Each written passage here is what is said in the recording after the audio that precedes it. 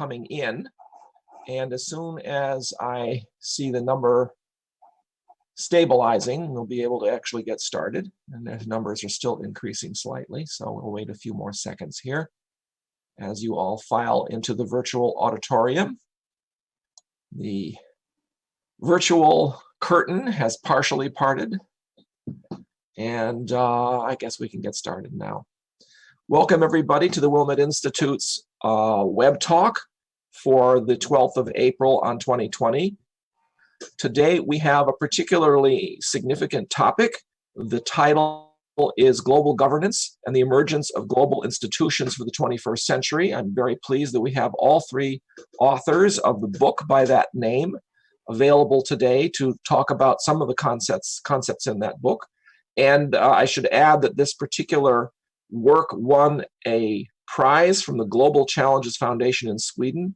The book was the result of it, and there will eventually be a book tour, international book tour, once this becomes possible again, which of course it's not right now. I should probably say a little something about the host of this particular program, the Wilmette Institute, for your basic information. The Wilmette Institute is now 25 years old. It was established in 1995. We started with running a face-to-face program, but then we moved to online quite early in 1998. And from that date to this very day, I count 587 online courses with a total of 14,894 registrations in our Excel spreadsheet. So that gives you at least approximately the numbers, since there's always a few that don't make it. We've had students from 127 countries, and they've used our courses in countless ways to give all kinds of presentations to all kinds of different sorts of groups. We started Web Talks in 2015, so this is actually the beginning of our 6th year doing Web Talks, and we are now beginning to branch out and do more and more different kinds of web presentations as well to the public. We are also looking at ways to become an accredited post-secondary institution so we can offer college courses on Baha'i topics and Baha'i perspectives on social change to anyone who is interested. We have a couple of upcoming web talks that I should mention quickly while we have the audience here.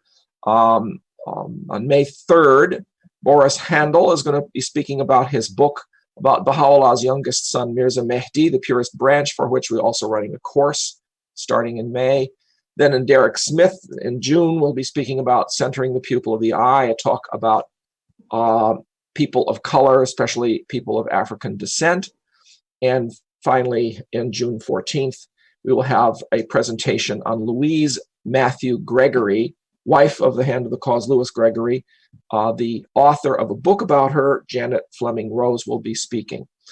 In addition to these particular presentations, the three authors that we're seeing today have volunteered to offer some presentations for our Web Talk series, and we may have them later in April and also in May, depending on the schedule.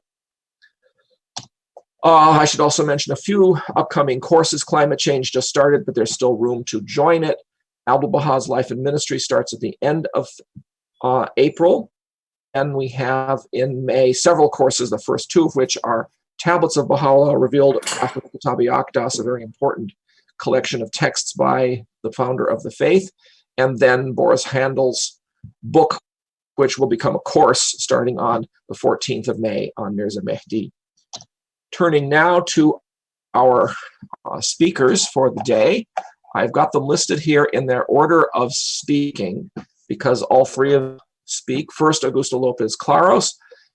These are very short biographies. Their biographies actually are quite lengthy, and it would be quite nice to be able to deliver the entire summary of their careers, but I don't really have time to do that today.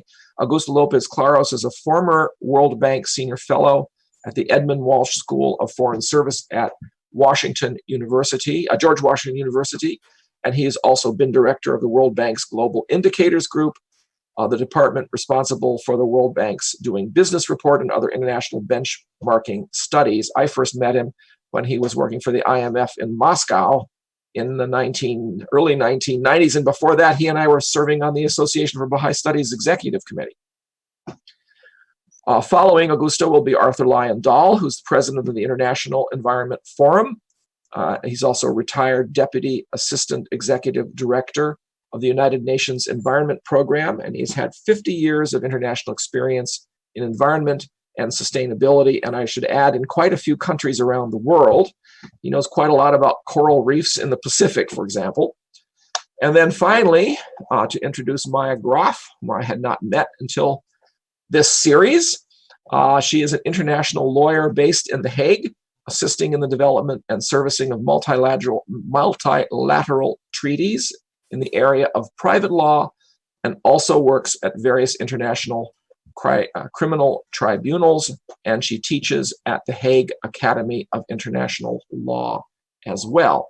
So we have quite a distinguished group of speakers today. I want to thank all of you very, very deeply and warmly for having agreed to come to here and present today, and thank you very much. I'll turn off my camera and microphone and leave it all to you.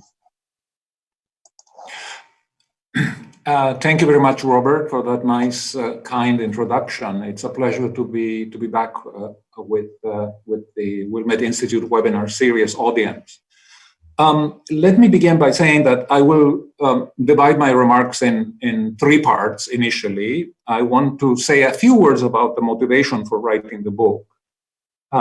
I want to then go on and say a little bit about why we think that the time is ripe today for the kinds of proposals that we're making in this book.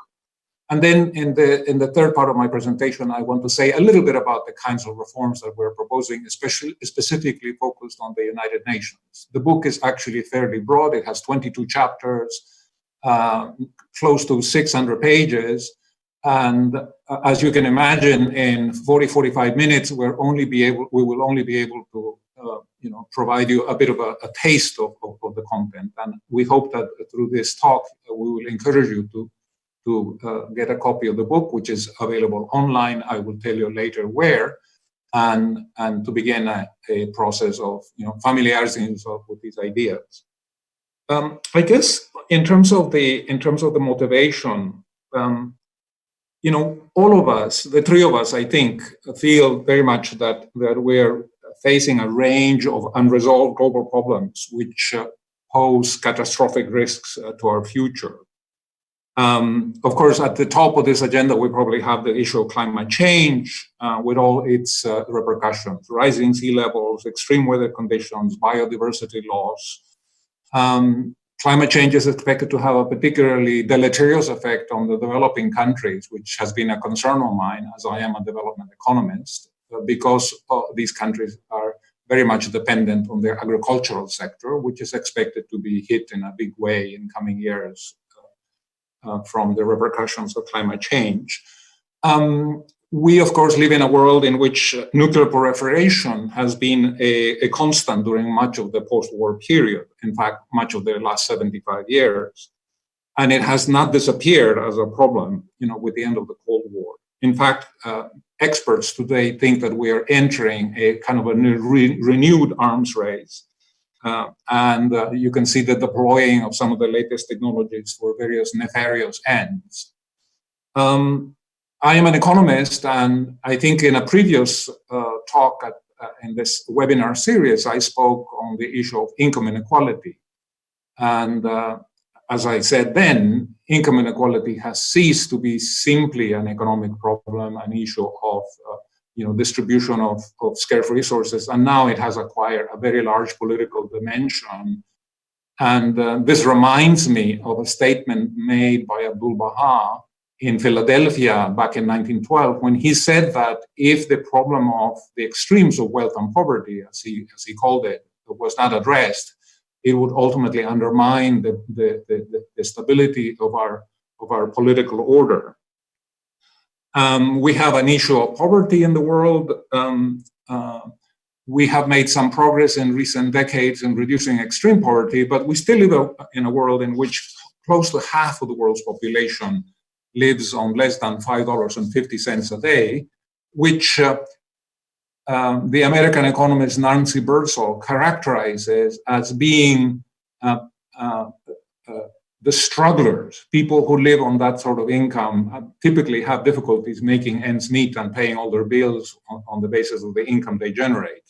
And that's half of the world's population. So I think that one of the motivations for writing this book was the sense that we have as authors, that we are living in a very, very dangerous time when these problems are not being addressed in a fundamental way. And this creates a particular risk for our future. Let me tell you a little bit about why we think that the time is ripe to raise the kind of questions that we have raised in the book today in a way that perhaps was not the case in the 1940s and 50s. Chapter 2 of the book provides a kind of a history of the concept of global governance.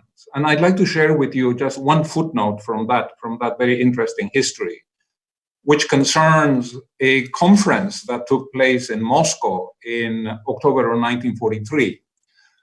Most people think of the United Nations as having been born in 1945 at a conference in San Francisco. It turns out that the United Nations actually came into being in January of 1942, when Winston Churchill and Franklin Roosevelt met at the White House. And they issued a declaration that was eventually supported by 26 other countries, those countries that were essentially supporting the war effort against Nazi Germany. And in the early stages after the formal creation of this organization called the United Nations at the instigation and initiative of Roosevelt, there was a very interesting debate about the kind of organization that we should create against the background of World War II, the calamity and the chaos and the destruction of that conflict. And perhaps it's not surprising that, at least in that early vision, they were quite ambitious in their scope. They derived some inspiration from the United States Constitutional Convention of 1787. And they were initially thinking of creating an organization that would have a global legislature and that would be given the jurisdiction to essentially make international law that would be binding on its member countries. Perhaps this jurisdiction would be limited in the early stages, but at least that was the vision. What happened is that in October of 1943, there was this conference in Moscow. Roosevelt was there, Churchill was there. They wanted to get the endorsement of Stalin for this vision, this somewhat a more ambitious vision of the United Nations. But they discovered that Stalin was really not interested in creating an organization that would, in some sense, limit his prerogatives. He said, look, I'm essentially interested in endorsing or getting your support to open a new front against Germany from the Western side.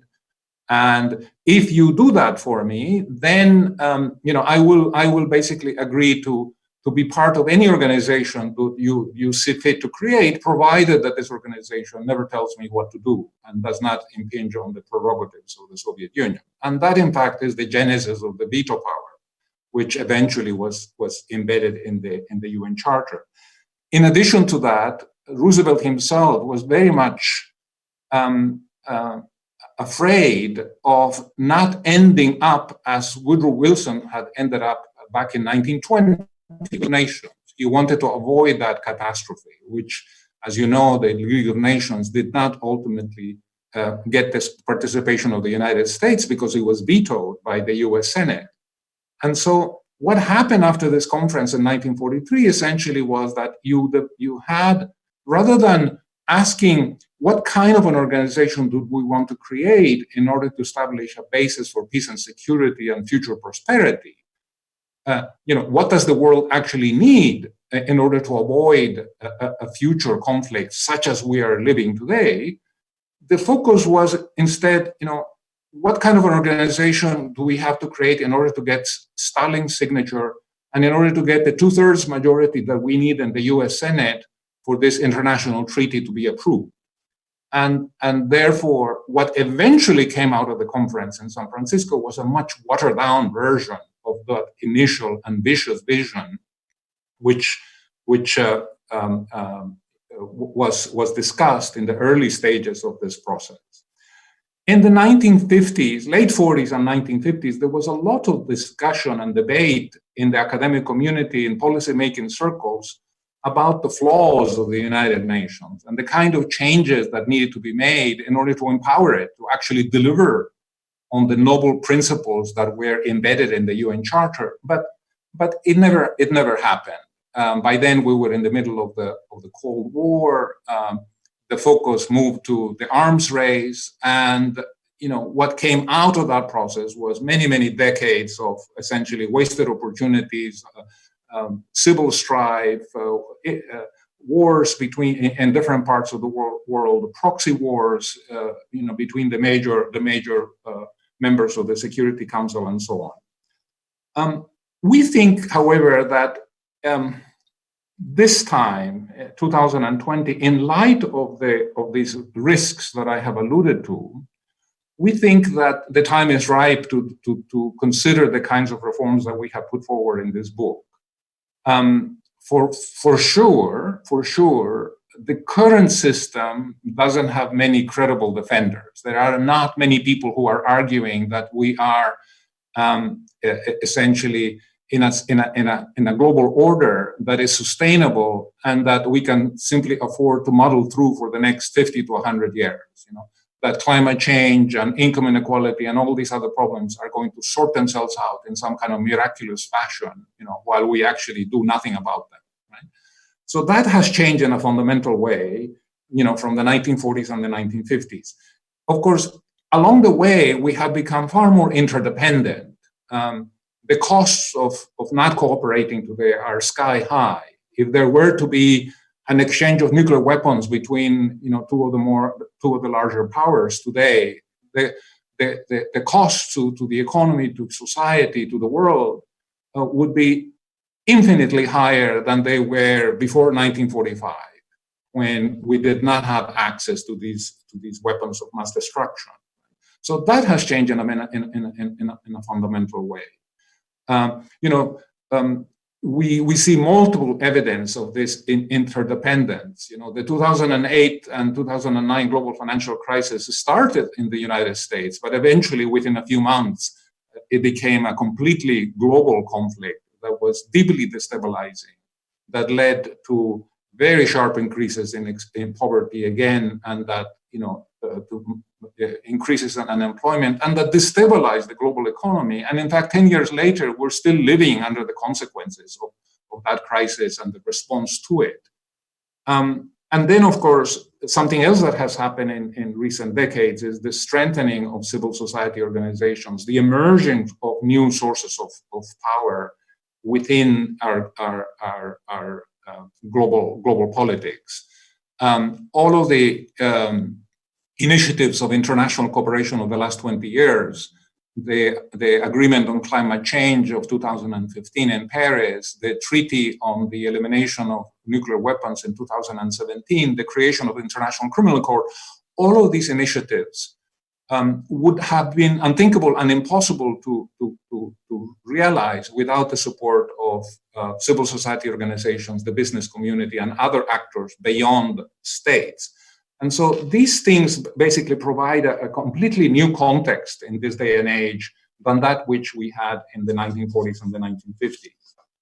Let me allude to two or three of the proposals that we have in the book that pertain specifically to the United Nations. One of the chapters is focused essentially on the General Assembly. The General Assembly was created based on the principle of one country, one vote. That comes as a surprise to many people who first come upon this concept.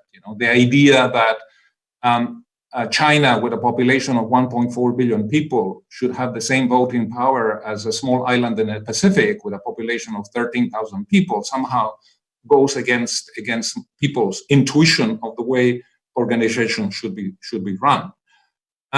What we propose in the book is essentially to change the power structure within the General Assembly, change the voting power in a way that more accurately reflects the relative size of its members.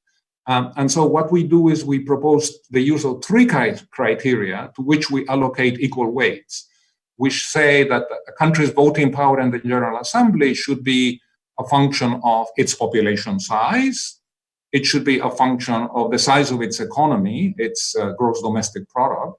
And then we propose a third component, which we call a membership share, which is equal to for all countries. And this has the implication of boosting the relative voting power of the smaller nations, because we want to avoid a situation where a couple of very large countries with large populations essentially end up dominating the power structure within the General Assembly, which would be the complete opposite of where we are today.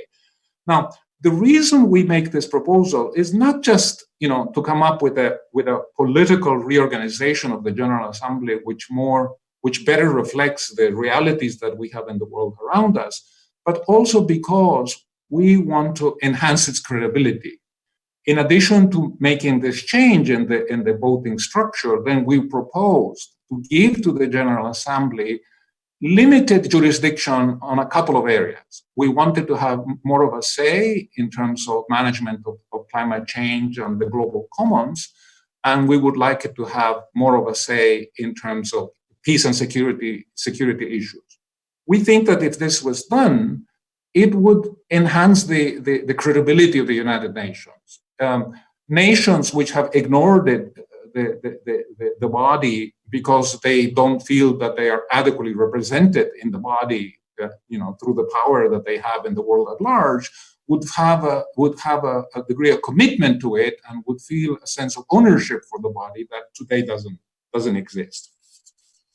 In the book, we have another chapter where we talk about the importance of enhancing the democratic legitimacy of the United Nations. At the moment, there is a very weak link between the people that the United Nations is supposed to represent and the organization itself.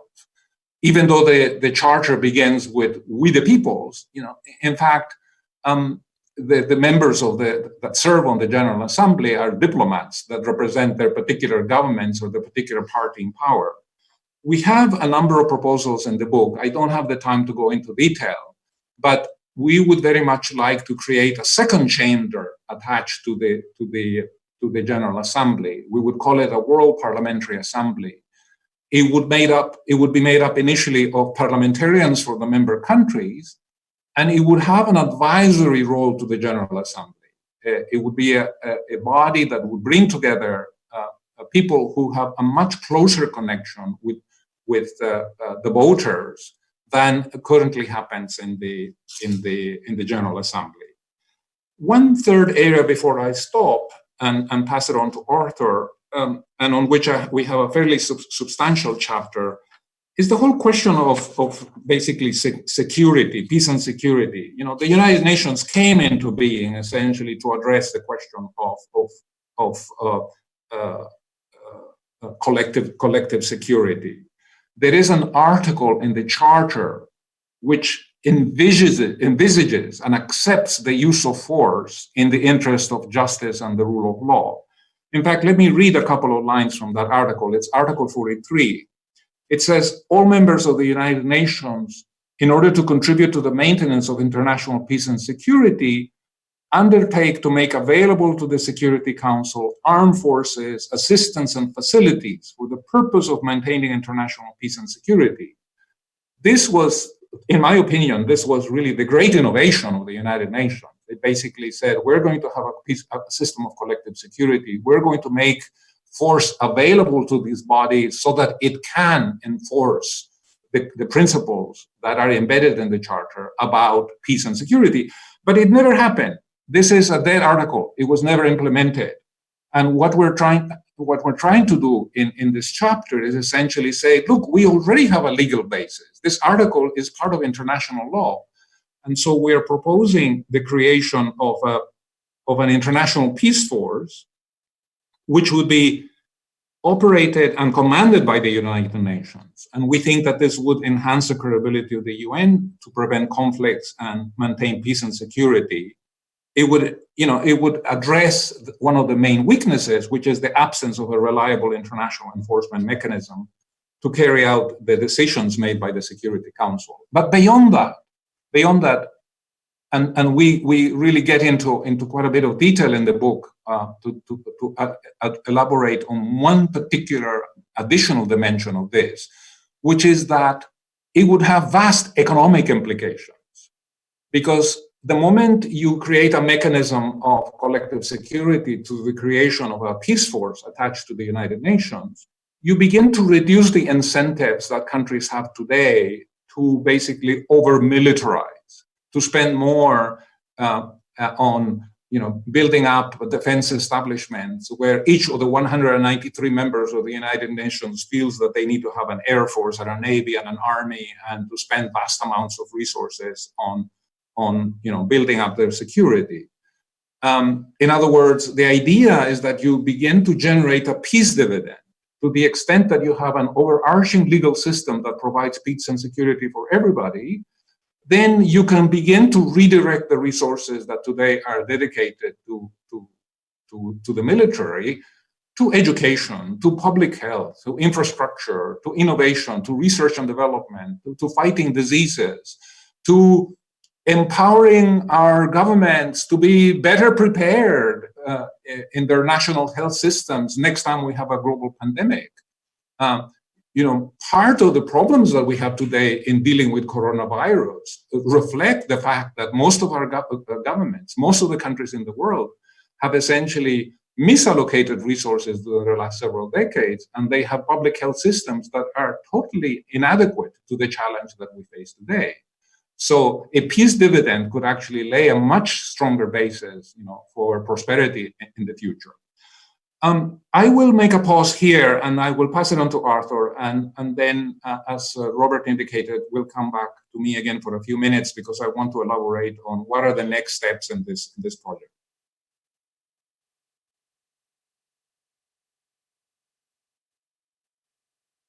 Robert? Fine. Yeah, I think, Arthur, your microphone is on now. Yes. I think following on from that, I'd like to focus a bit on all of those problems that have, might say, emerged since 1945. And the priority then was peace and security, because they were just, finishing a terrible war. But already over the years, the UN has taken on many other functions of governance. All governments at the national level have ministries of education and of commerce and all the different areas where you need to have coordinated common services to the people of the country. The UN similarly has a whole series of specialized agencies and programs that have developed over the years, some even before the UN itself. I mean, this is business and labor. It goes back to the ILO in 1919. And of course, you have the World Health Organization, FAO in agriculture, UNESCO in education and science, and energy, telecommunications, meteorology, intellectual property, development, environment, human rights, refugees, all sorts of areas where the UN already has mechanisms at working. And for more recent problems, has been often through conventions, the conventions on climate change, biodiversity, trade in endangered species, migratory species, desertification, ozone, chemicals, and so on. The one great failure perhaps at that area was the attempt to get a global convention on forests and forest loss, which failed at the Earth Summit in Rio in 1992, and has never been replaced. But all of these structures, unlike governments at the national level, are still largely voluntary. They're under-resourced. People, they go sort of begging to governments for contributions to support their activities. They're technically highly competent, but sometimes subject to political pressures. Only if they'll get money from the government, they do what the government wants them to do, and so on. Or they're trapped in, say, even an ideological framework. The World Intellectual Property Organization is there to defend intellectual property, not to make information freely available to everybody. And we even have competing organizations. We've got the United Nations Center on Trade and Development within the UN, and the World Trade Organization outside of it, also dealing with trade issues, but governments didn't want the UN interfering with what was too important in economy to let the UN get involved. And so we have a rather inconsistent set of structures that have evolved at the global level, not really working very effectively. The UN has been good at setting idealistic agendas. I myself was involved in drafting Agenda 21, adopted in 1992 as the Global Plan for Sustainable Development. We now have the 2030 Agenda and Sustainable Development Goals. But we've been very poor at implementation. The goals are there, the ideals are there, what the system should be doing, but actually putting it into practice stumbles often over narrow political issues, short-term interests, and so on. We also see today a much more highly integrated world system. All the problems are interlinked, one to the other, and we need much more comprehensive approaches because the global system is much more integrated than it has been in previous decades. We have to go beyond the narrow silos and specializations of the different departments or agencies and say, how do they work together? I spent myself for 10 years in the UN coordinating all efforts to monitor and assess the global environment across 50 parts of the United Nations system to deal with climate change and biodiversity loss and land use and ocean issues and all these other issues. And of course, the Sustainable Development Goals themselves are designed as an integrated framework to bring people working together. One of our proposals in the book, in fact, is that we should replace the Security Council, which has been sort of paralyzed by the veto, by a broader executive council that would give the UN a framework for management to be more coherently looking at how all the different parts fit together and to help them go forward. And of course, if you also have a legislative capacity in the General Assembly in these areas of global concern, you could even, in fact, consolidate the multiple chemical conventions to a single piece of global chemical legislation. Chemicals affect people the same everywhere in the world. There's no reason why each country should decide, differently how they deal with basic issues of human health and chemicals. And so we can do a lot to make the system more streamlined, more coherent, as we go ahead. If we look at the example of the pandemic we're going through at the moment, it highlights some of the weaknesses of the lack of adequate global governance. We've known about the threat of, pandemics and plagues. There was a Black Plague in the Middle Ages and so on. This is down through history. We've many great plagues that have happened. We had the Spanish flu in 1918 that killed maybe 50 million people around the world. So it's always been there as a threat. The WHO has sort of said it's not if, but when a virus will mutate and suddenly become contagious at the global level. But we've never acted on that. It's always been short-term interests, and the preparations have never been adequate. In many ways, we're suddenly discovering that efforts, to have been reduced in recent years. People have worried less and less about that possibility.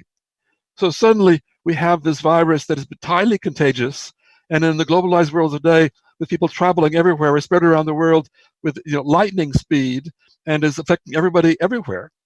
One thing that's shown up is the vulnerability of our global supply chains. If all the countries of the world are demanding new respirators and medicines and protective gear at the same time, there's simply not enough available. And when the manufacturing was moved to the cheapest places in China, and suddenly that's been cut off in one way or another, then you have countries competing with each other for basic health supplies to save their populations from dying. This is clearly something that's, we shouldn't be allowing in an integrated world of today. So we have a system still based on national sovereignty, where each country puts its own interests first, and they're all competing in the world market for, the health of their populations, and often not succeeding well in doing so. There's been a lack of solidarity, even within places like the European Union, and as the virus spreads to developing countries, they become more and more obvious where they can no longer cope with the health challenges, and yet everybody is worrying about the problems at home and not so ready to help others, perhaps even in greater need. And so we can sort of see that in a situation like this, national weaknesses threaten everybody. It's like the weakest link in the chain. So even if some countries succeed in conquering the virus domestically, as long as it's still circulating internationally, they'll have leakages and rebounds and the danger of it coming back again. And it seems to be very hard to say, how do we go forward in that situation? The WHO has done what it can, but it's been too weak. It's been underfunded. It had political pressures, governments threatening to pull out their funding because it's favoring China instead of them, and so on. And of course, this is the complexities comes out because when you have countries that are all shutting down their the world economy to prevent the spread of this dangerous virus, how long can you shut down the world economy? How long can people stay in confinement? How long can businesses remain paralyzed? How long can borders stay closed? And yet the scientists are saying that this virus, It may take a year and a half to develop a vaccine. Herd immunity will develop very slowly, and it's very hard to say, well, it's not going to be gone tomorrow. It's going to be around for some time to come. So we're traught in a terrible situation between economic necessities and health necessities, and I don't envy any political leader today trying to make decisions faced with those problems. So what are some of the ways forward, the proposals that we're making here? Clearly, if we have the capacity for binding legislation in the General Assembly, we can provide some kind of laws that make certain that any state that endangers well for the whole is obliged to comply with the necessary regulations or limitations. If we replace the circuit with the Executive Council, we'd have a mechanism for rapid decision making at the global level, not the fumbling that we've seen in recent weeks. We have a stronger scientific advisory capacity linked to policy making, and we can listen to the scientists, get the best science, and put it in quickly into the process, and can coordinate across all the sectors. So we're dealing not only with the health issue, but the economic and social issues and all the impacts, and plan joint responses together. And with a better funding mechanism in the United Nations that we also propose, we would have the money to actually do what we say we have to do and provide the help to the countries that need it. So all these things together mean that we could have to have something working like an effective system of governance at the global level. And we also, of course, would be able to better prepare in advance for these things, make certain that every country has adequate health services and so on to respond to the challenges we're facing. So we can improve the present system in a number of ways. And the proposals go in much more detail in our book, with, as mentioned, global legislation to combine the fractured part of the system with something more coherent. We need new institutions for economic governance for the private sector. I mean, multinationals can do what they want today. They escape from national control. So there needs to be a global framework to ensure that they're working for the common good. We have, as August mentioned, inequalities between countries within countries, so we can finally begin to eliminate poverty. We need a better global financial architecture, ultimately maybe even going to a world currency. We need to be able to control corruption around the world, because it often escapes when governments can control at the national level. And then we need this coherent approach to the environmental crises that we're facing, whether it be climate change, biodiversity loss, pollution, resource management, even issues of population and migration. The parts of the world, if climate change continues, will become uninhabitable, displacing more than 1 billion people in South and East Asia. Where will they go? How do we manage the migration that will come with sea level rise and so on and so forth? These are issues that can't be solved by nations. They can only be solved by working together. And then within this larger framework of better institutions, with an executive council to sort of orchestrate the process, we have some possibility for responding more effectively to the kinds of challenges we're facing today than we've been able to with the limping system that we've inherited from 1945. Now I'll pass on to Maya to talk about some of the larger issues of the legal framework and justice that has to be part of this process. Great. Thank you so much, Arthur and Augusto, and to Robert and to the Wilmette Institute for the invitation. So firstly, a very small disclaimer. I'm speaking today in my personal and academic capacity and not on behalf of any organization.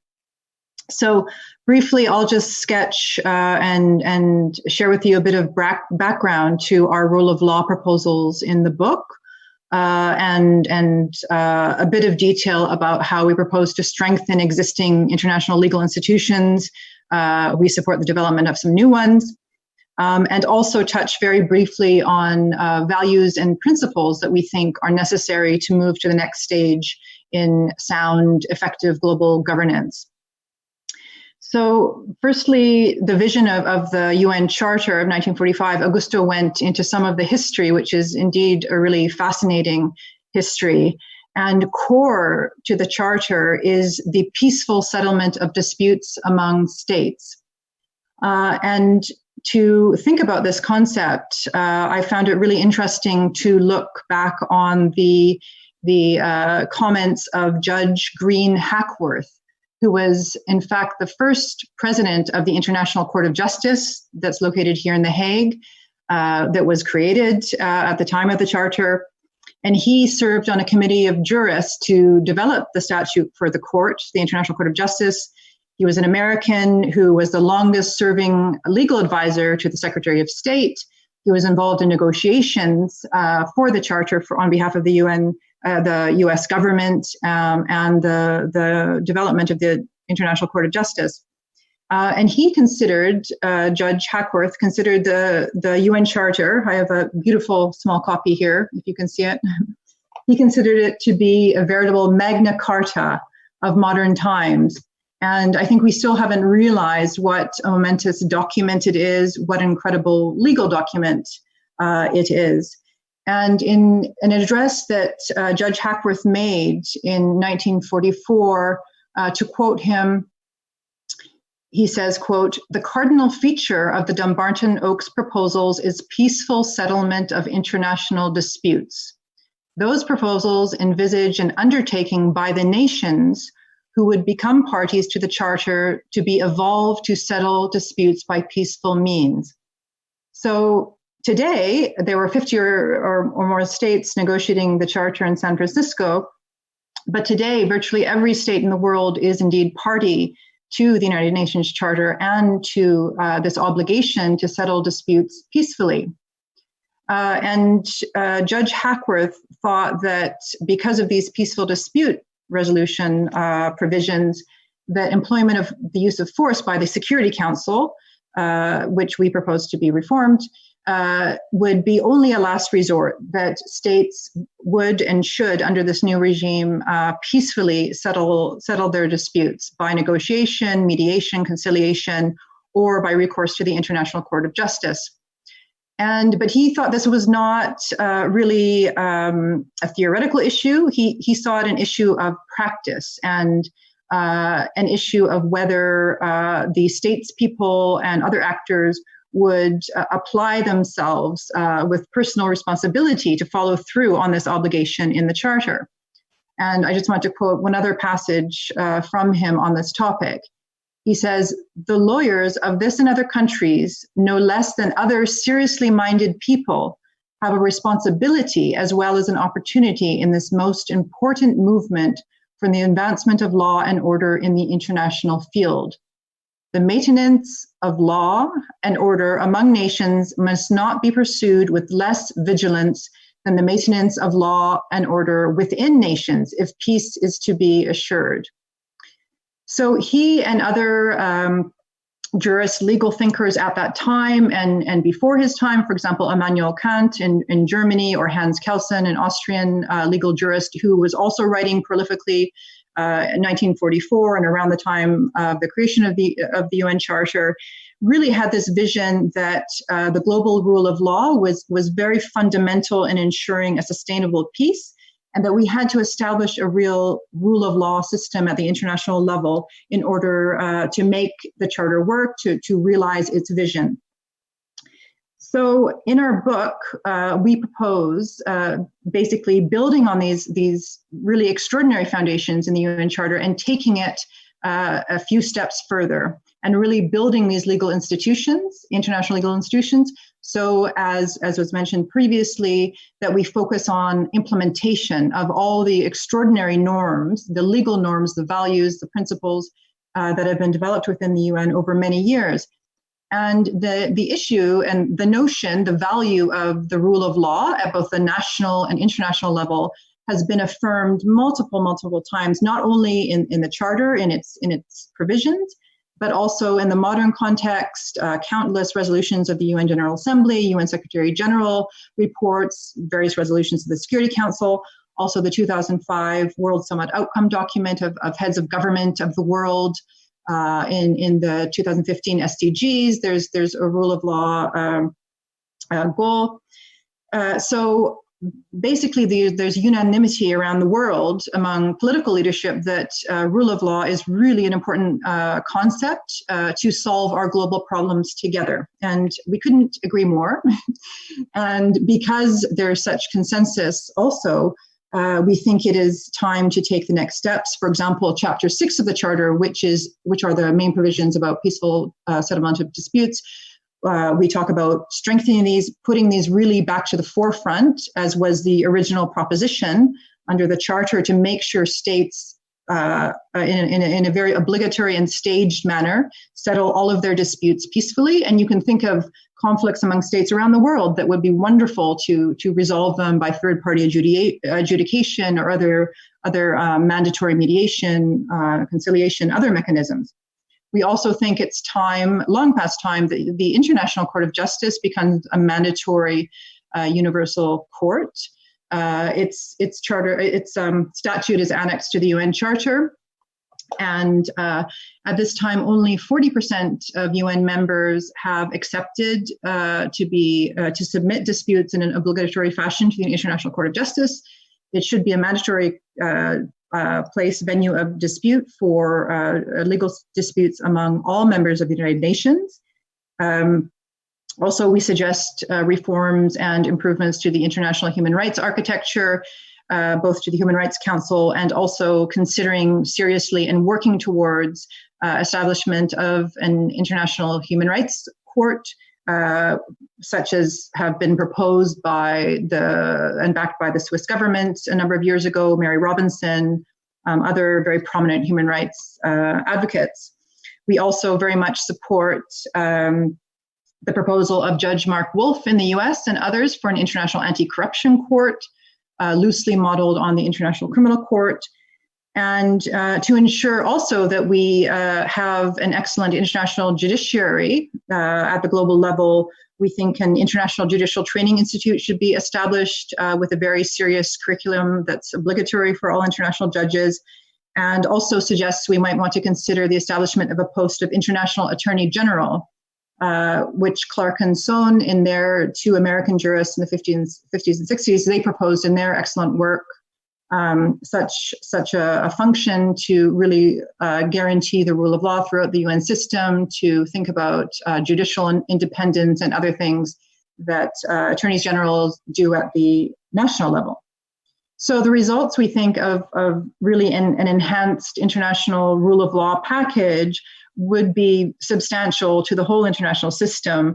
We would have a much more stable global environment, more predictability in international relations, to say the least, and to temper further these unhealthy geopolitical contests, where states and peoples within states, large and small, can rely on independent judicial or other peaceful settlement. So lastly, I'll just mention very briefly our chapters in the book on education and values and principles. And this is a copy of our book, the hard copy, if you can see it. And it's also available online at Cambridge University Press. But I'll just note very quickly, we have two whole chapters in the book on education. It's really important that citizens around the world in every country become more steeped and aware of the values and principles that are indeed embedded in the UN Charter: fundamental human rights, peaceful settlement of disputes, living side by side nations and peoples in a state of peaceful coexistence, respect for international rule of law, social and economic development, etc. We know that the Universal Declaration of Human Rights and the UN Convention on the Rights of the Child, the SDGs, multiple international instruments have obligations of education around these international values and principles.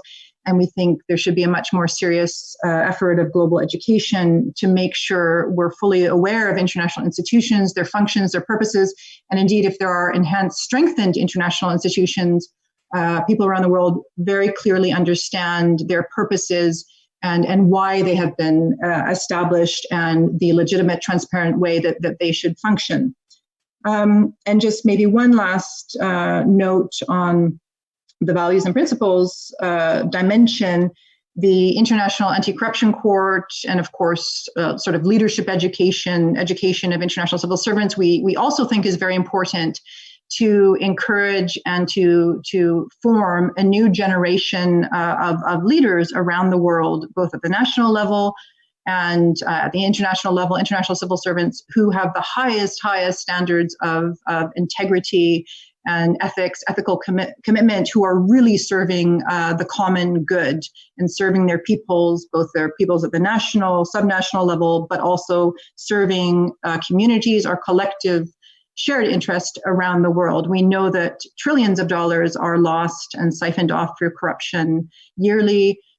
Those leaders who are more corrupt are also more likely to violate human rights, and there are other, of course, many problems.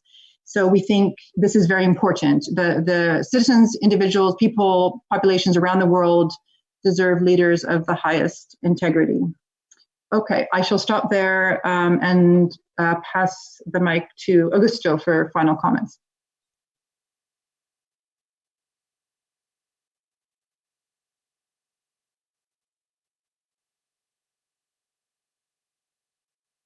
Augusto, you have to unmute your microphone.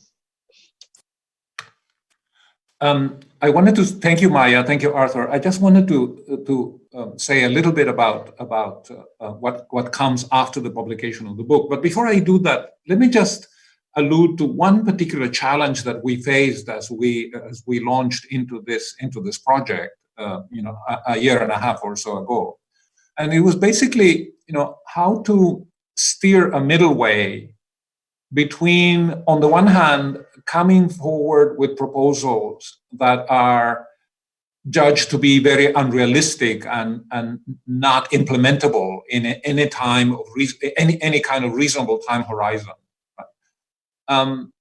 which I think in some way was perhaps, as much as we admire the work of Clark and Son in the 1950s, it was one of the problems that when they came out with world peace through world law, it was largely dismissed because it was felt that it was not anchored in the political realities of the moment, and that the proposals were basically too far ahead of their time. And on the other hand, coming forward with proposals that basically are perhaps more politically feasible, but that in fact have no chance of actually making a material difference in terms of delivering on solutions to the whole range of problems that we face. And I must tell you that we have struggled as we wrote the book, in trying to establish a kind of a balance between those two extremes, none of which, of course, is desirable. Having said that, Robert already alluded that we were about to launch into an international book tour. In fact, the book was going to be launched on April 24th in Stockholm at an event in which the foreign minister of Sweden, Ann Linde, was going to host. And one of the Undersecretary Generals of the United Nations, Fabrizio Hochschild, had agreed to participate as well. Incidentally, we were invited last December to meet with Undersecretary General Hochschild to discuss how we were going to collaborate in 2020 against the background of the publication of the book on the one hand, and the fact that 2020 is the 75th anniversary of the UN Charter, and the United Nations is planning a whole range of activities.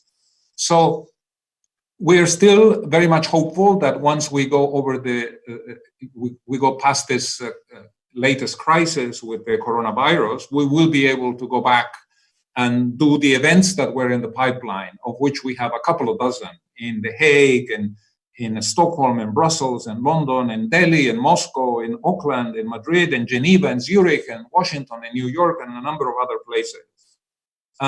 This is being done with the support of the Global Challenges Foundation, to which Robert made early reference, who recognized our work in 2018. Then we are also, with the support of the Global Challenges Foundation, going to engage the services of a public relations company who is going to open doors for us for op-eds and for interviews and for supporting media work that essentially is intended to disseminate this work. We negotiated a special arrangement with Cambridge University Press for the book to be available online free of charge. You can get a hard copy, and I think Maya showed you one. It is a bit pricey, but short of that, the book is available not only in the Cambridge University website, but it's also available in the website of the Global Governance Forum. The globalgovernanceforum.org is an organization that we have set up. It's a Swiss foundation that will be based in Geneva. And this is the institutional home for this project in coming years. We have established an advisory board that has some fairly distinguished individuals sitting on it. And in fact, we had our first meeting in late February, early March in Madrid. And out of that meeting has come a fairly ambitious work program for the next several years. You might ask, what is it that we're pursuing in the end? What is the ultimate fruit of our efforts in coming years? And I think that one of them is basically for us to go back to the work that was done by Clark and Son in the 1950s, to take a fresh look at the UN Charter and to ask ourselves, how should this document be amended in order to create a new framework for international cooperation in a way that will actually allow us to find solutions to all these critical global problems, something that has not happened in the UN 75 years. In a way, you could say, we are asking ourselves, what kind of a United Nations do we want to have in the future, so that the organization is empowered to deliver on the promises that were contained in the UN Charter, most of which have not been met, especially on the peace and security side. And as Arthur and Maya have indicated, much of the crisis today, whether we talk on the economic side, on the security side, on the public health side, essentially is a reflection of the unmet promises of the UN Charter. So we need to rethink what kind of a document do we want to have that will actually lay the basis, for peace and security and for a more sustainable economy and environment in the future. Robert, back to you. Thank you. This is really fascinating and incredible. I'm extremely impressed by the work that you all have been able to do. And I'm very excited that this is being disseminated so widely. It's the kind of careful thinking that we badly need in order to rethink the global institutions that are trying to help the world and are either hampered by lack of authority or lack of money or both, and various other things you've mentioned as well. We have quite a few questions coming in, and I probably should start by noting that these websites that Augusto just mentioned have been pasted into the chat box by one of our participants, and also on Facebook. It's been pasted into Facebook as well on our Facebook page. So people who want to get that address can click through by getting the address in those places. I have one question, and then we have already quite a few other questions too. You mentioned that the General Assembly, there would be different vote weighting depending on countries. And I was wondering if you could give us some idea of sort of what the vote weight for China versus Nauru would be. You mentioned Nauru. I think that was the country of 13,000 people out in the middle of the Pacific Ocean. Or perhaps even a middleweight country like Canada with only 30 million people, but it's still, number 10 or number 12 in terms of GDP worldwide. So I'm curious if you have some sense of, you can give us some sense of how that works. Yes, I'm happy to, Robert. In the book, there is actually an annex. It's table 1 in page 492, where we actually present the results of our simulation, right? Using the 3 criteria that I discussed, we have actually 3 columns for each of the criteria, and then we have 2 different schemes of weighting this criteria. But to answer your question, we would move away from a world in which every country has a 0.51% share, which is basically 1 divided by 193, which is the number of countries in the United Nations. And so China then ends up being the country with the largest share at 11.99.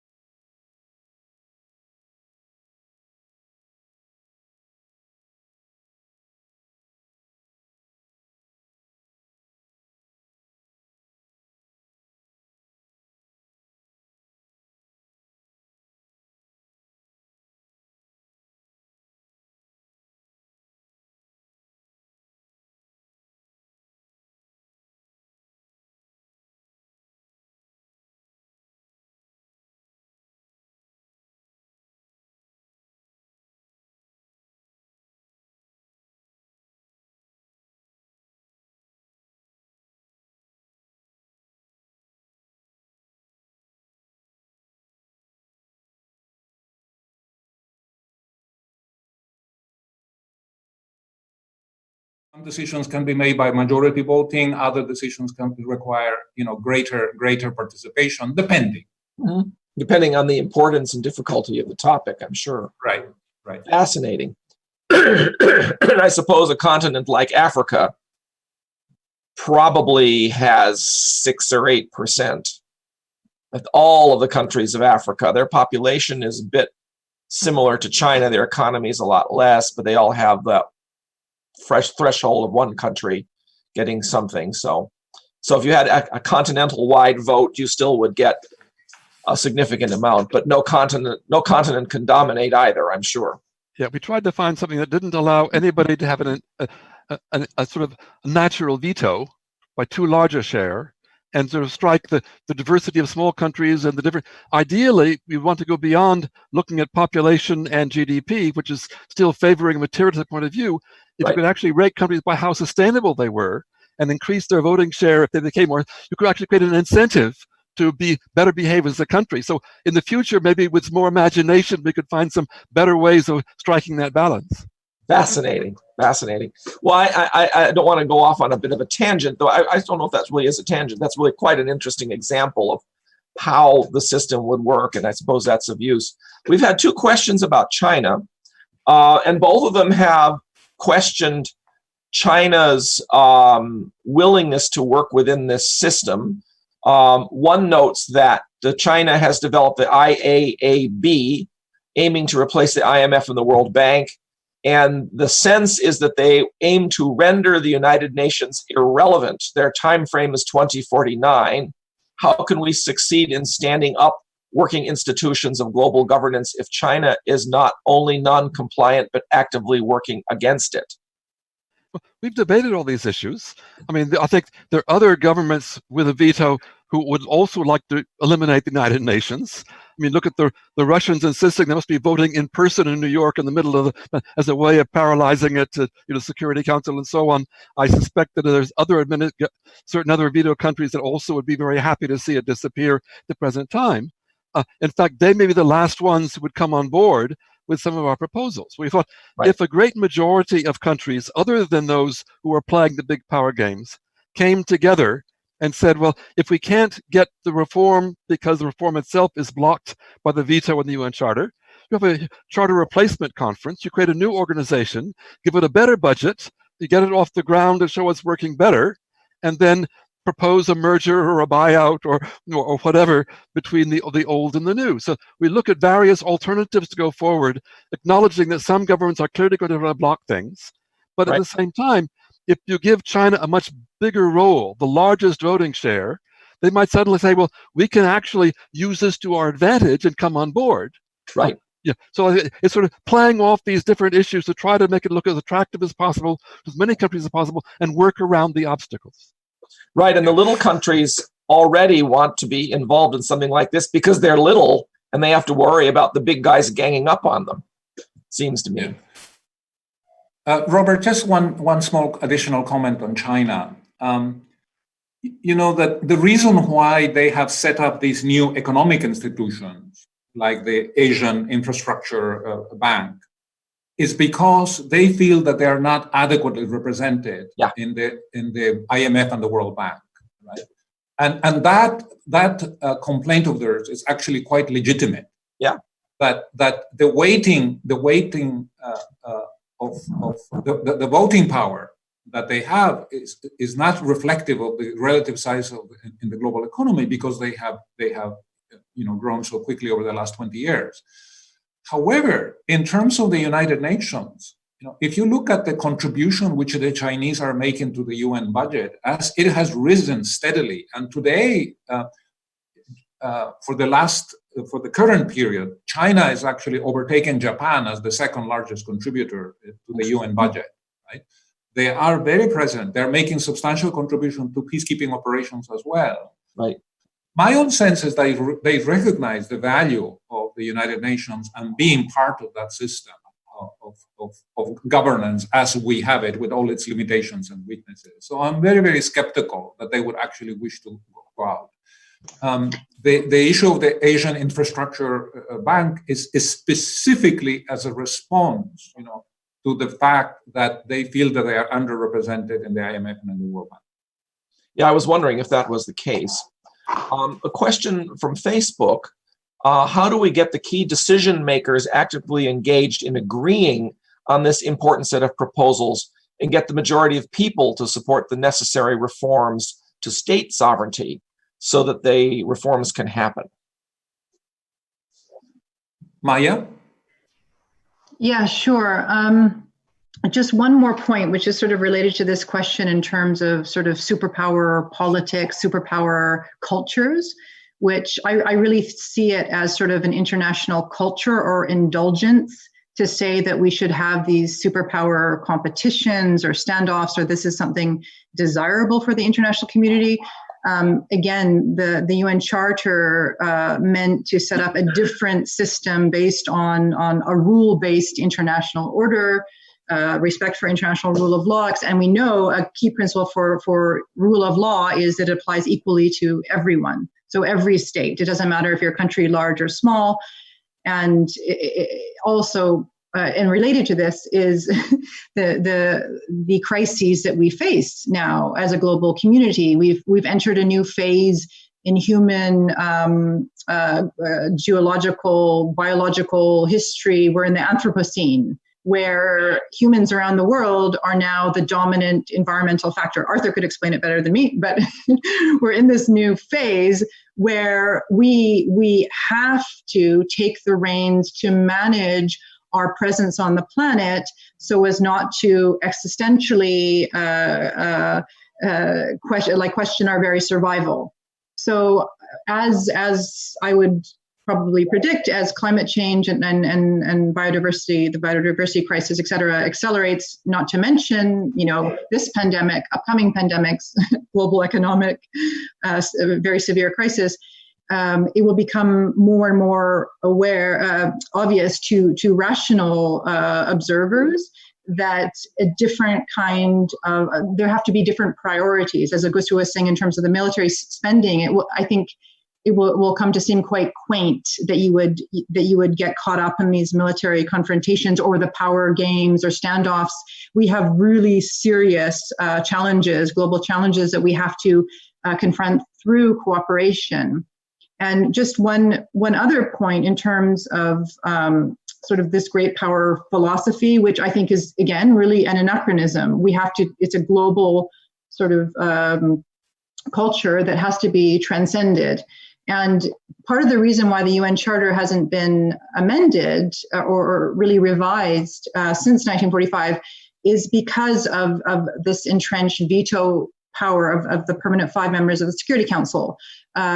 Because in order for changes to be approved, all of the permanent members have to also agree. So it's kind of blocked meaningful progressive reform of the Charter. But also in this time, the Security Council has been an item which has been most often subject to reform proposals and efforts of the UN. But of course, nothing has happened in terms of its reform. So it's lost a lot of legitimacy. And again, it's sort of this big power contest, which culturally, internationally, middle states, the vast majority of states and political actors around the world know that it doesn't work. It's an anachronism that we have to find a way around one way or the other. I think part of the argument also that we can do with the general public and many leaders is simply at the national level, do you feel safer if you have an effective police force and courts that will defend your rights and so on? Or do you feel safer if you have your guns at home and you're armed to defend yourself against any comer in a kind of a system of anarchy outside? And I think it's the same thing at the global level. To think that you can feel safer by having a bigger army than somebody next door is nothing to do with safety. On the contrary, it's totally destabilizing. So I think there's some quite simple arguments about what we accept as the benefits of having good governance, that it should extend to the global level as we would accept them as quite normal at most countries at the national level. There are a few exceptions. I've seen everybody running out to buy guns in America because of the pandemic. But they are. Apart from that, I think that in most parts of the world, one can logically show that it would make sense to take this step as long as you can trust it. And designing it in a way that it can be seen as being trustworthy. And that you've got the proper safeguards, that it can't be taken over for nefarious ends and is not being run by somebody with an inflated ego who's going to want to grasp power. I think that's part of the challenge, is building something that can earn trust. I mean, one of the examples we give in the book is the European Union. After World War II, with all the mistrust, a few enlightened leaders said, let's start with something small and simple. Germany had coal, France had steel, they had to rebuild a coal and steel community. Having built trust that worked, then step by step, they could get it to grow.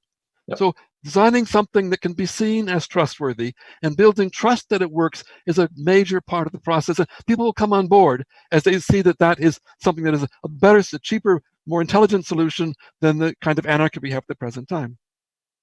Yeah, I had often wondered whether these regional blocks couldn't end up being a foundation for something to replace the UN. That more and more people want to get into the European Union. Of course, that's sort of stalled now, but if that were to continue, if Mercosur continued to get stronger in Latin America, you could easily see a situation where Mercosur and the European Union wanted to have some sort of common structure or something like that. The African Union keeps getting stronger.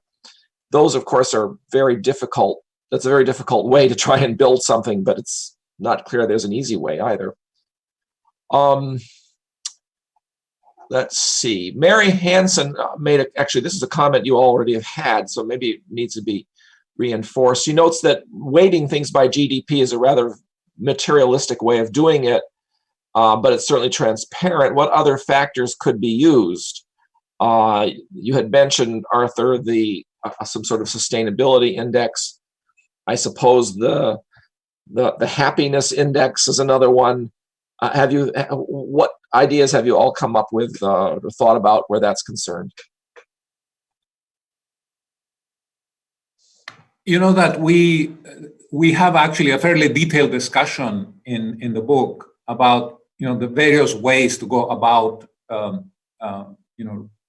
recalculating the voting power in the General Assembly.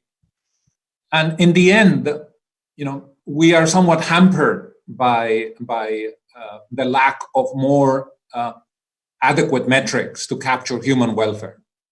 GDP is a very flawed metric, but it is what we have. We have data for 192 countries. And in the book, we actually go into a consideration of the issues associated with the choice of metrics that we have made. And we anticipate that at some point in the future, when we have developed, better metrics of human welfare that capture not just, the value of the goods and services produced this year, but that introduce some notion of sustainability, that then at that point one could reconsider the weights and use, these better metrics. Arthur, I don't know whether you want to add something to this. Well, I think this is, clearly you would want to move to metrics that would provide incentives for the kind of civilized behavior you would expect of states. And of course, one of the things, governments are often say they're clinging to national sovereignty, but today sovereignty has been eroded steadily. Nobody is sovereign over their economy anymore in a globalized economic system. They can't suddenly keep the things out, and therefore the incentive to cooperate is much greater. Looking at other metrics that it may be that you look at which countries are more responsible for managing the Earth's resources effectively, larger land areas of land and sea, and they give them some weight according to the amounts of responsibility they have in certain areas. There are a number of ways, but again, it would take some time to come up with objective metrics that would be acceptable to everybody as a replacement for these things. We picked these now because there are three things that would already be seen as acceptable to major countries and not stepping beyond their comfort zone, so to speak, at this point, but acknowledging that this will certainly evolve and grow in the future by consensus. Another question that we have here, do agencies such as NATO help or hurt the idea of international bodies having more power? 10 years ago, when governments were not involved in nationalism as it is today, we couldn't get international bodies any more power then. Now, with anti-globalism and pro-nationalistic ideologies growing, how can we hope to become more global? Well, I think that we're going to find that those nationalistic approaches are ultimately going to fail. The cooperation is the direction of the future. Collaboration, accepting we're part of a system and building it is the direction of the future. There always are reactionary pushbacks, and I think we will find that they will, in a sense, lead to kinds of failures. People will say, well, that didn't work. What else do we do? And I think certainly the pandemic at the moment is also demonstrating, the thing you can imagine building a wall to keep out immigrants, but nobody can build a wall to keep out viruses. Yeah. And I think that gradually these arguments will be seen for the illogical arguments they are. And I think part of our challenge is building on those logical arguments to say, well, this is the direction to go, and getting people of goodwill and some intelligence to buy on and start building this better approach. And then the others will come to see that this is a better way of joining them rather than trying to fight it. Also, can I just make a comment on that question?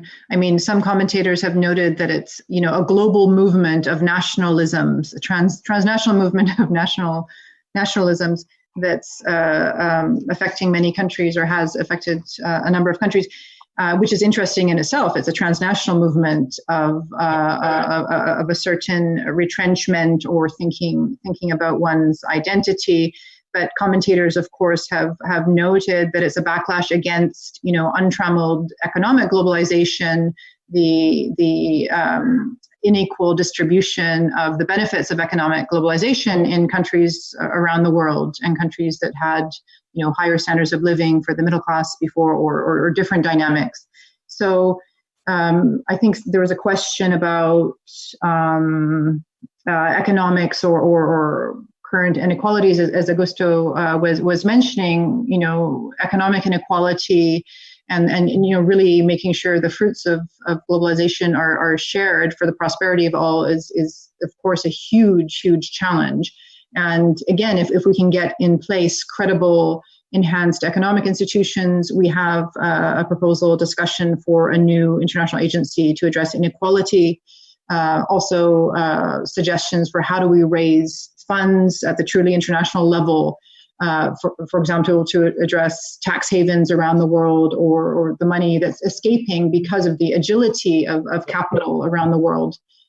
global minimum corporate tax rates, for example, et cetera. So there are a lot of solutions to help really improve the concrete well-being of people in these countries that have maybe these nationalistic resurgences. That's not all of what's causing it, but it's part of it. I've often wondered whether all of these sort of internal nationalisms aren't really demands for globalism on their own terms. No, we don't like globalism, but we do want your stuff, and we want you to buy our stuff too. It ends up being really a kind of, asking for a bigger share of the pie and not trying to pull yourself out completely. It seems to me frequently. One person has commented here that China is contributing to the UN while violating the human rights of the Uyghurs and other minority peoples. Yes, the United States has been violating the rights of its own indigenous peoples for all the way up to the present. I wonder if anyone wants to comment about that, about the issue of human rights.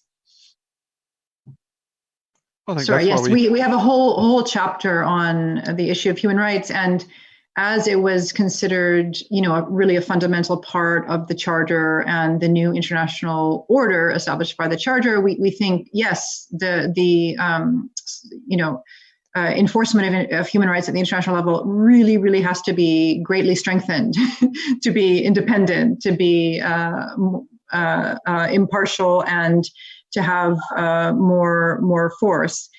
So yes, whatever, and we've seen the steady increase in the strengthening of the human rights system because of those countries that are advocating for their strengthening, and all of the amazing civil society organizations, human rights practitioners. So, I mean, yeah, there has to be a lot more done, and there has to be like a mainstreaming and tying with those human rights obligations to probably economic and trade sort of dimensions, which some countries already do. But it has to be made more systematized and impartial. But I mean, in the book, we really argue that by strengthening the core international institutions and finding pathways, even like phased implementation for an international human rights court in various regions, this needs to happen to have to get to the next level of a viable international order. Because, of course, everybody there is a global consciousness among citizens around the world caring about what's happening to individuals wherever they are around the world, not wanting people to be harmed or have their various rights violated. And we make the argument in the book also that this is not a cultural diversity issue. This is about really universal human rights, which has been the vision from the beginning of the formation of the UN. I think we recognize that already there's been some steps forward, responsibility to protect, for instance, where we saw that the international community felt that they could intervene in a country where there was obvious oppression, within the former Yugoslavia or so on. And I think this is something to be built on. As we go ahead, as you have something with proper court system, with clearly defined laws and rights defined in legal texts and mechanisms to apply them, then more and more governments might come to accept that if you have an extreme situation where there's a genocide taking place against a people in a country, that the international community should come in and protect that people even from its own government. If it's a corrupt government, or so. That's why it would take time for this to be accepted, but we take this as normal behavior at the national level, and we therefore gradually could come to be part of effective system of governance at the global level as well.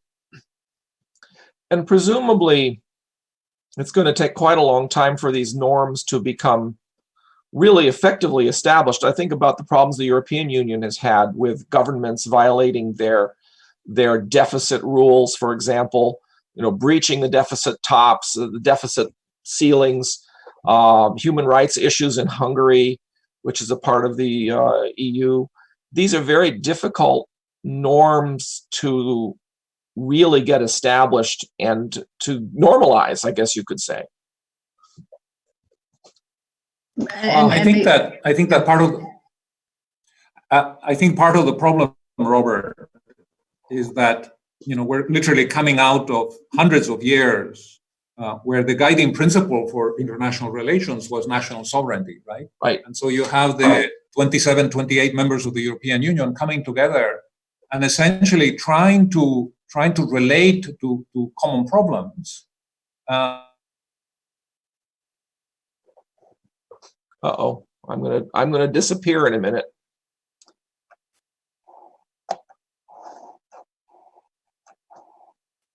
I'm afraid.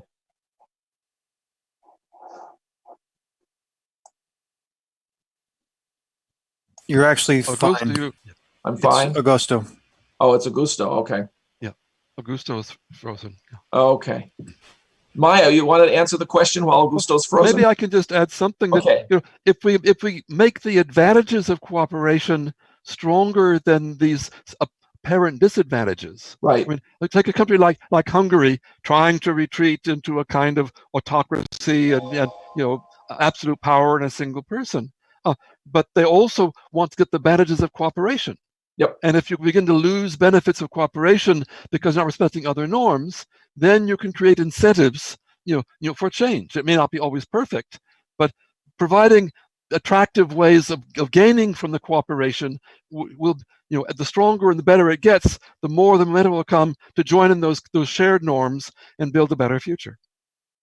Right, and I think that's the answer, not only with the European Union, but certainly for the whole plan you're talking about as well, where the European Union at least is farther along in that process, and it will take a long time for this kind of a system to be established at the world level. So you have to expect deviations and gradual implementation of norms and retreats. And even at the national level, for example, it takes a long time for legal change, even if you have the laws on the book often, if it's a huge cultural or norm shift. Yeah. I mean, even here in the Netherlands, the smoking laws, were very controversial. Just to a less serious example. Well, it is serious for the health effects, but so any rule of law system, it takes time to establish, to establish the institutions, to make sure they evolve and adapt and make sure they're strong and fit for purpose. At any level, it takes effort, time. It's long-term work, institution building. Right. Augusto, did you want to complete your comment? We're glad you're back. Turn on your microphone. Yeah, I think I lost the connection. No, I was just making the point that making the transition from national sovereignty to international cooperation in the context of common institutions, European Parliament, European Central Bank, European Court of Justice, is not an easy transition to make. Yeah. And I think that, that is what you see in Europe over the last, several decades, that it is it's a complex process. It involves 2 steps forward and 1 step back. Yep. But along the way, you mustn't lose the historical perspective. The European Union has made huge strides in the last 60 years in essentially increasingly operating in an integrated fashion, right? And for sure, in a way that is not the case for the rest of the world, the European Union members have established a framework for peace and security. Yeah. Nobody in their right mind thinks that France and Germany are ever again going to solve their problems through, declaring war on each other. That to me is an enormous progress in terms of their own sort of long-term history, right?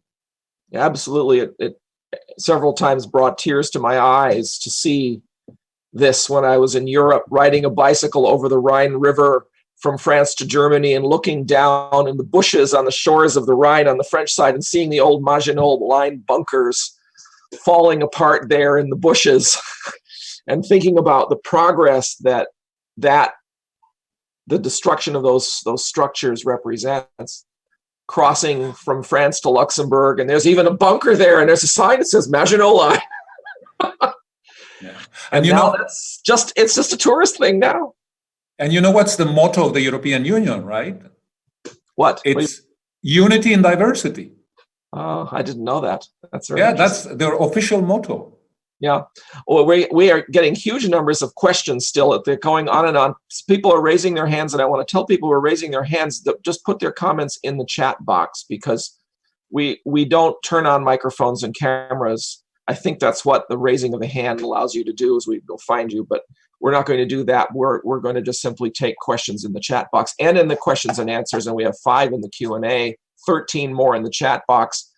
Augusto mentioned Article 43 of the UN Charter and how implementing it would reduce militarization and creating a peace dividend. Would it have any effect, or could it address the issue of cyber warfare?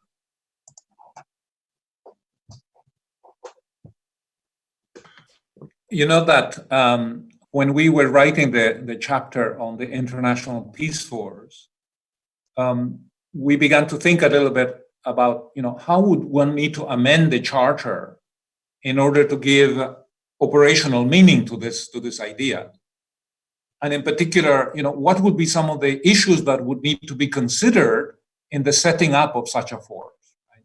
Questions about its command structure, about the intervention protocol, the funding, the recruitment, and eventually, we came up with a list, which is actually identified in the chapter, in the latter part of the chapter, a list of 37 separate issues that need to be addressed. At least, there may be more that need to be addressed in the setting up of such a force. Right? And the reason I want to mention this is because, in fact, it illustrates in a very nice way what is the next stage of this project. Right? And in the next stage of this project, we are going to be setting up some kind of working group.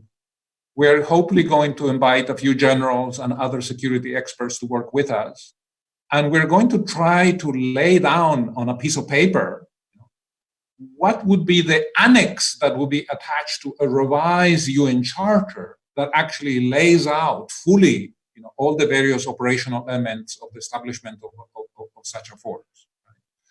And I wanted to mention this specifically because it is an area of work in which, as well as in the area of rule of law and the questions of the environment, we will eventually collaborate with other people. We will be reaching out to a large body of experts in these areas, and we have already begun to do a little bit of that in terms of the setting up of our advisory board, where we have brought in a few people with quite recognizable international expertise. One of our advisory board members is the former New Zealand ambassador to the Security Council of the United Nations. So she has a great deal of knowledge, institutional knowledge and authority on these issues. Fantastic. We have a lot of questions, and I'm going to have to kind of run through some of them here. One person asked, how explicitly would country governments have to accept limitations on their sovereignty? And I think the answer to that depends on the nature of the rule or the problem. That would be something that would have to be built into the charter, I suppose, right? Well, I think we thought there would need to be some kind of in the same way we might have a declaration of individual rights and responsibilities, we also need to have some text on national rights and responsibilities. You don't want to do everything at the global level. Mm-hmm. You need to manage certain things that must be done globally, but you need to allow a certain diversity of national approaches adapted to different cultural situations, environmental situations around the world. We shouldn't be aiming for total uniformity. That's the unity in diversity. And that, the framework of that needs to be set out in the charter. In the same way, there's some questions about, the scientific advice to the question about cyber warfare. We think there should be not only a much stronger scientific advisory process to provide science and decision-making, but also a technology assessment process. Like in the new emerging technologies, artificial intelligence, somewhere and so on, and say what kind of global legislation is needed to ensure that the benefits of technologies and that the dangers are somehow, brought under control or prohibited or managed in some way. All of this has to be part of this complex new system you put in place. And we know that there's a giant leap forward. It's not going to happen overnight, but we said now is the time to talk about it.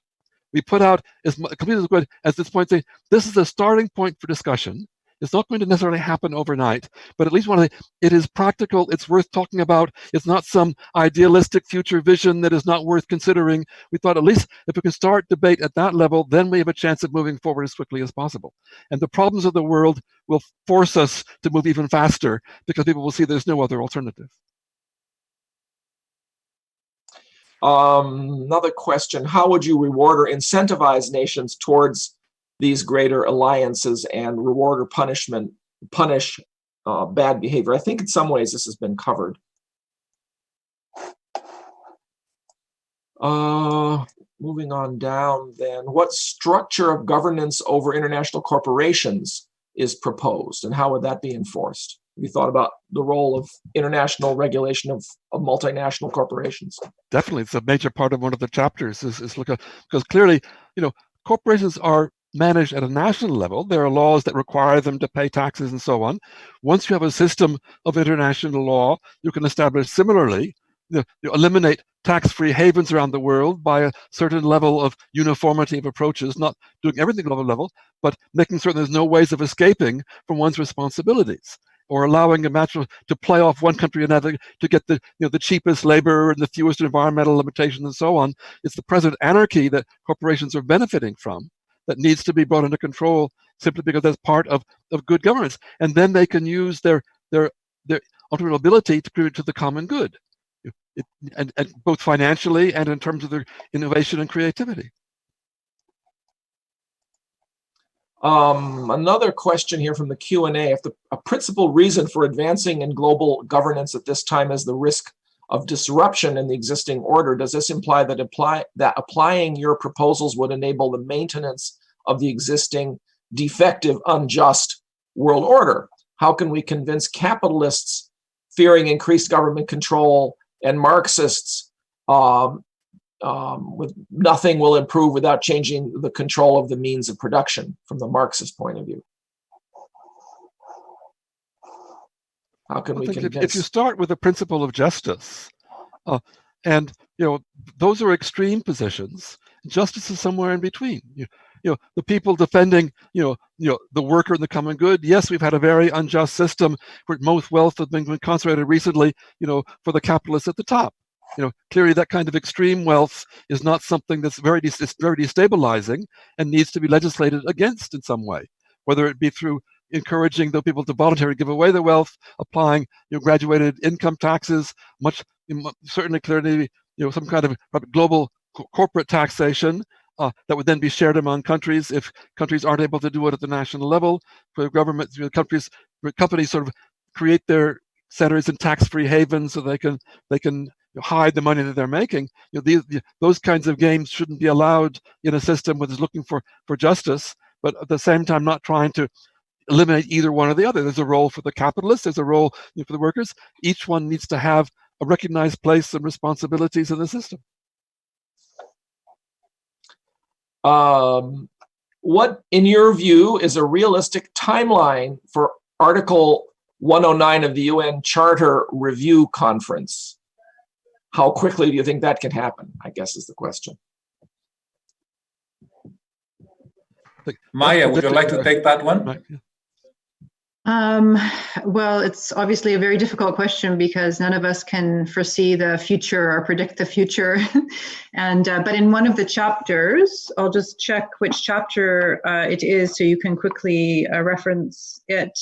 Chapter 21 in the book, some immediate steps forward, getting from here to there. We set out, a set of possible scenarios in terms of, the member states of the UN convening another comprehensive charter review conference.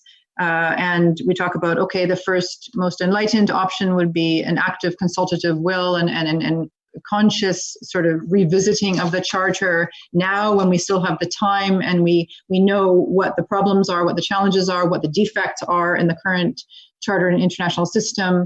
So states could, of course, convene that as soon as a majority or 2/3, I can't remember the exact wording of Article 109, wanted to convene such a conference. So it could happen very, very quickly if there was the conscious will to do that and sort of the drive of a number of middle power states, for example, to suggest this.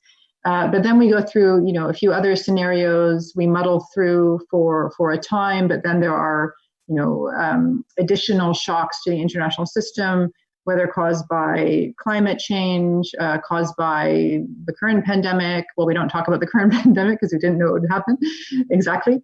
The current pandemic and then global economic crisis, et cetera, or any number of, there's now major power states withdrawing from very important arms control treaties. So the chance of a nuclear exchange or other weapons exchange is going up. So that's also very concerning. So any one of these scenarios could then provoke some kind of reckoning. And then if conditions got very, very bad in the world, then we assumed that there would be no choice but what was left of the international community to come together and say, okay, let's again, like after World War II, build a much more viable, the next incarnation, League of Nations, UN Charter, and then UN 3.0 or 2.0, whatever it would be. So yeah, we don't know the future. We don't know if there will be some extraordinary leaders of nations that will come out of the woodwork in the coming years. There are some extraordinary leaders in a number of countries, and there is a new-ish alliance, last few years, an alliance for multilateralism started by the French and German foreign ministers to try to affirm the rule-based international order.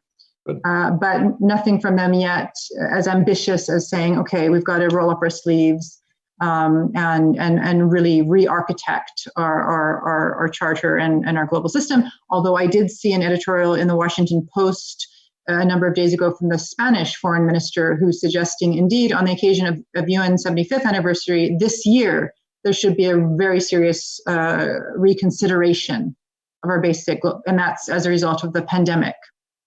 So it depends on what events happen and also what kind of leadership rises to the occasion. And then you have a series of questions here. Brexit as an example of a retreat from international cooperation. The United States taking a wrecking ball against multilateralism. Russia favoring Brexit, people trying to weaken the European Union, the rise of the far right. People are, I guess, basically asking, what do you make of these movements? Perhaps we've already covered it enough. Perhaps we need to say more. Can I say one really quick thing about, Brexit and the Russian meddling or some of the information meddling that's going on? Firstly, in terms of Brexit, yes, it is of course, it's a huge problem for the EU, which is now being navigated, and now the EU has more problems with the economic fallout from the pandemic.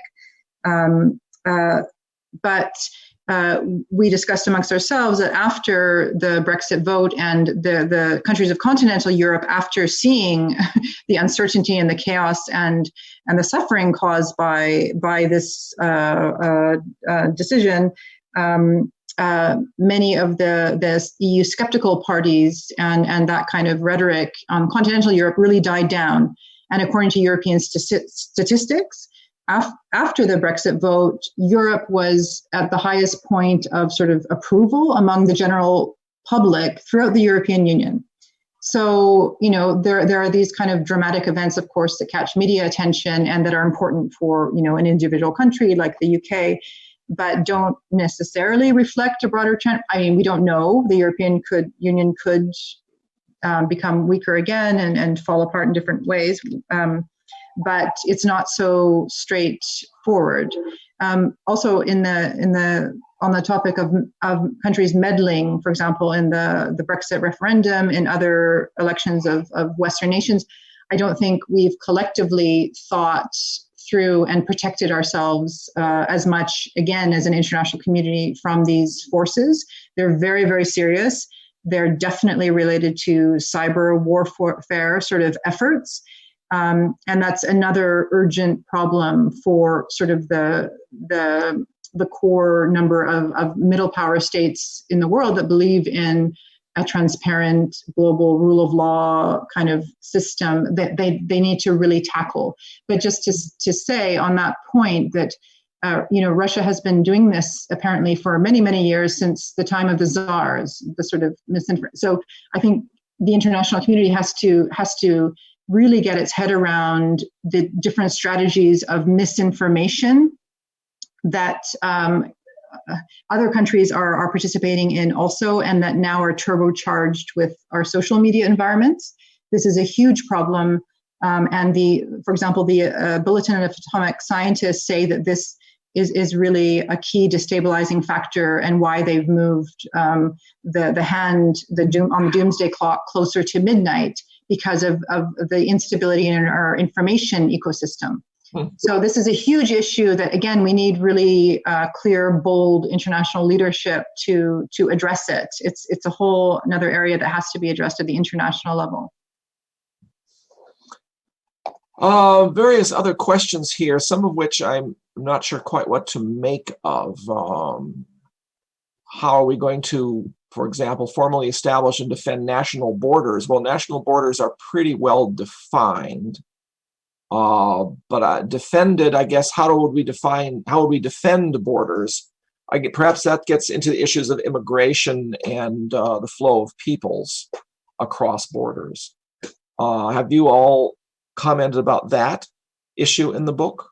Especially Europe right now is, well, a few years ago had, what, 3 million people from the Middle East pour in? Well, we have a whole chapter on population and migration and the various pressures for it and various reasons why it is happening. And the fact that part of it is, of course, because of political instability or violence and warfare. Part of it is more and more has become climate change and forced migration from sea level rise and so on. It's going to be an enormously increasing problem. And in that sense, frontiers become less and less significant.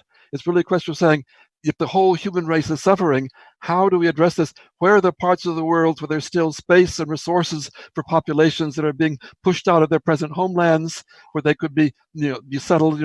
Who pays for this? And so we explore those issues in a whole chapter, acknowledging this is part of the challenge. There are forces of disintegration in the world. We should be able to support the forces of integration to address these in positive ways rather than negative ways, and drawing on spiritual principles, other things to say, how do you deal with the foreigner, the stranger? How do you open things up? How can you, at the community level, be a welcoming community for all of those who have come into your area? We're within the Baha'i community and outside, we're getting lots of tools to deal with these challenges. We also need to do them at the governance level and make sure that the frameworks are there to make certain that these are handled with justice and equity and solidarity, and not simply reasons to increase human suffering, and violence and destruction is happening at the present time. Interesting question from the Q&A. How would you deal with rogue states? Well, how do you deal with rogue individuals? Robert, if I could. Go ahead, Augusto. No, just on the previous question on migration. Oh, yes, please. One of the driving forces of migration, of course, is inequality, right? It's the widening disparities in income between the high income countries and the low income countries, which provide incentives for populations to want to migrate in search of opportunities for their children, higher levels of income and prosperity. And so you cannot disassociate the problem of migration from the economic system that in some sense is delivering inequality as a byproduct. And for that very reason, in the book, we get into quite a bit of a discussion as to ways in which one can be more proactive in terms of addressing questions of income inequality. Also, to go back to the previous question, which Maya answered in terms of Brexit and other indications of discomfort in the global polity. Very often, inequality is also an important element of these trends. To the extent that people increasingly feel that the economic system is not fairly distributing the fruits of prosperity. Mm-hmm. To the extent that a higher level of the gains of global income are concentrated on the top parts of the income distribution, there is a backlash. There are people who feel the system is not working, and in the case of the United Kingdom, the answer to that question is basically, well, maybe if we leave the European Union, we're going to find a solution to this problem. Unfortunately, I think in that particular case, there will be great disappointment in the future. You need to address the root cause. And if the root cause is an issue of lack of opportunity, an issue of this sense that I'm sort of getting behind with respect to what the economy can deliver for me and my children, right? unless you address that issue, then you're going to continue to have these manifestations of discomfort, which are going to spill over into the politics, into Brexit-like kind of behaviors. Yeah, and the 2016 United States presidential election, which has often been noted, it had a lot to do with dissatisfaction of rural people, of their lack of sense of financial benefit from the country's prosperity. Another question, excuse me, Kat. Another question about rogue states. What would you do about rogue states? Well, I think, if you have a rogue individual, a criminal, in society, if he starts injuring other people, you capture him and lock him up. If you had a state that was simply, in isolation, not endangering other states, you might wait for a while to see whether it's able to solve its own problems. Right. If it's really, damaging its own population, then you might say, well, you need to interfere to protect the population, and that's why you have an international peace force and other means of enforcement that would be able to go in, that a government that is totally out of control and is, and you come in and replace that government by force if necessary, as a last resort. Or if a rogue state, tries to, use its force to take over the world, the people around it, again, that's where collective security comes in to provide protection of the common good against any rogue element in the system. And then there was one more question. I think this is pretty much the final question here, which I think is quite interesting. Your book is focusing particularly on national sovereignty in participation in decision making. Experience particularly with COP, the climate change, shows the need for civil society to be part of governance to advance at a global level. Supranationality, by the pooling of increasing members claims sovereignty, is practiced in the UN and EU and partly by other regional integration processes. Should these experiences not serve as stepping stones for more legitimate global governance, moving from 100 years of multilateralism towards more open omnilateralism? It's in a proposal. Go ahead, Augusto. No, I was just thinking that in the book, we strongly support the idea of making the NGO forum, which took place in 2000, into a kind of a formal mechanism that would enhance the participation of civil society in the decision-making process within the United Nations. If you remember, Robert, in the year 2000, the Secretary General of the United Nations invited representatives from 1,400 civil society organizations to come and meet to discuss issues from the environment to human rights to inequality, and to issue recommendations to the head of state meeting that took place that September, the so-called Millennium Summit. Right. This was a way in which the United Nations was trying to recognize the growing role of civil society in helping us, sort out the mess that we are facing today. In the book, we have a formal proposal where we say that mechanism should be formalized. We should have something like an NGO forum that brings together civil society and that gives it an advisory role to the United Nations in recognition precisely of the importance of these other stakeholders. We're living in a world of a new diplomacy where actually government is no longer the only actor. Perhaps it's not even the most important actor. It is one of many. Business community, civil society, they all need to work together. And in the book, we actually propose a formal mechanism to actually make this feasible going forward.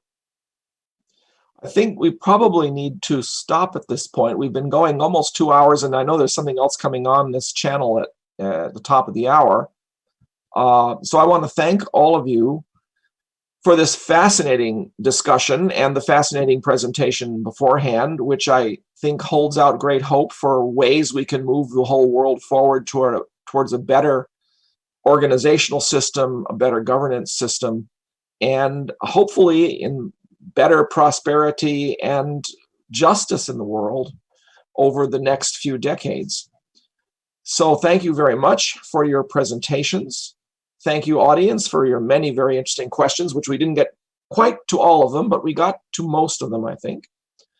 And I want to invite the audience to keep your eye on the wilmettinstitute.org website, where there will be information about additional talks on this subject. On Tuesdays, we have a Global Challenges and Opportunities Forum that's going at 8:30 p.m. Eastern Time. Does not work in Europe, but it works in North America and South America. And we have various presentations on climate change and other global issues. And this particular team, what we call you, some sort of great three-person team here. You need a moniker.